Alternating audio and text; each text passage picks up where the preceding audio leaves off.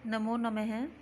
Sanskrit notes bye तेजस्वी में आपका स्वागत है। आज मैं आपके लिए व्याकरण मुनि त्रिमुनि जो हमारे हैं, त्रिमुनियों से संबंधित महत्वपूर्ण प्रश्न लेके आई हूँ।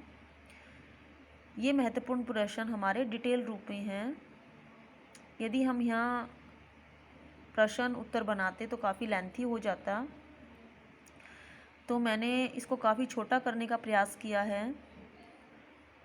तो आइए हम स्टार्ट करते हैं। सबसे प्रथम हम पाणिनि मुनि से संबंधित महत्वपूर्ण प्रश्न करते हैं कि इनका स्थितिकाल है 500 ईस्वी पूर्व से 350 ईस्वी पूर्व।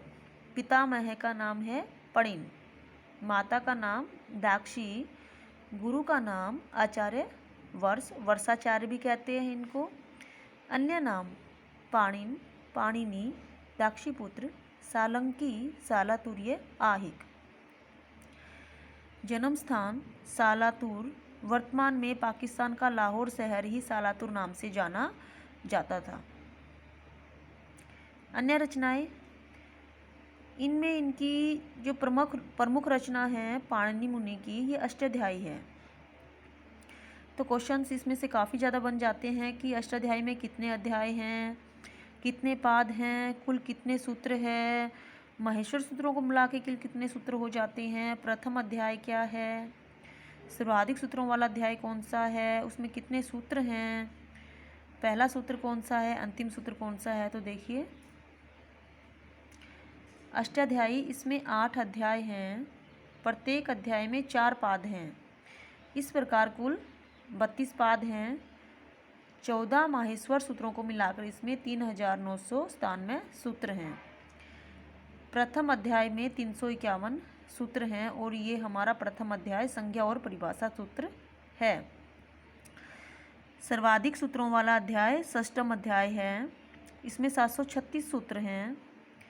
और षष्ठम अध्याय में जो सबसे बड़ा हमारा अध्याय है अष्टाध्यायी का, इसमें संधि आदेश तथा स्वर प्रक्रिया वर्णन है। अष्टाध्यायी का पहला सूत्र वर्धिरादैच है, अंतिम सूत्र ए। द्वितीय पाणिनि के बाद कात्यायन मुनि आते हैं, जिन्हें वररुचि नाम से भी जाना जाता है। तो इनका स्थितिकाल क्या है, चतुर्थ शताब्दी ईस्वी पूर्व, लगभग 350 ईस्वी पूर्व। इनकी प्रमुख रचनाएं देखिए। सबसे प्रथम इन्होंने अष्टाध्यायी पर वार्तिक लिखे हैं। फिर उन्होंने एक काव्य सर्गारोहण लिखा, भ्रांज श्लोक, कात्यायन समर्ति है, एक उभय सारिका, ये भाण है। इनके अन्य नाम कौन कौन से हैं? एक नाम जो सबसे महत्वपूर्ण है और बार बार आता है, ये है हमारा वररुचि। तो इसके अलावा अन्य नाम भी हैं, कोई भी नाम आ सकता है कि कात्य किसका नाम है, कात्यायन का, या दक्षिणात्य किसे कहते हैं, कात्यायन मुनि को कहते हैं।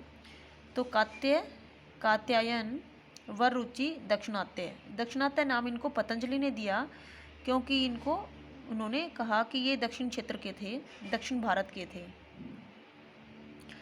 पतंजलि मोस्ट इम्पोर्टेंट है मुनि, क्योंकि ये सबसे मुनियों में सबसे अंत में हुए और ये सर्वोत्तम प्रमाण माने जाते हैं। इनका स्थितिकाल है 150 ईस्वी पूर्व और उनकी माता का नाम गौणिका है, ये एक योगिनी थी। इनकी प्रमुख रचनाएं, सबसे प्रमुख रचना तो इनकी महाभाष्य है, इसमें अष्टाध्यायी की व्याख्या की गई है। और द्वितीय इनका पातंजल योग सूत्र है, ये योग दर्शन पे लिखा गया है। ये साम है, साम निदान सूत्र, महानंद काव्य, चरंग संहिता का प्रारूप। इनके अन्य नाम हैं, गौणिका पुत्र कहते हैं इनको, गौर नदिया भी, फणिभर्त, शेषावतार, शेषाही, शेष नागावतार, अनंत। तो इसमें से मोस्टली इनके नाम जो हैं वो स्रब पर आधारित हैं। कोई भी नाम उठा के पूछ सकता है कि ये कौन से मुनि का नाम है, तो आप ये सारे अच्छे से याद कर लीजिएगा। इनके मुख से सबसे पहला जो वाक्य निकला था स्पा अहम, ये जो थे पतंजलि मुनि, ये अपनी माता गौणिका के हाथों में आके गिरे थे सांप रूप में, तो सर्प रूप में।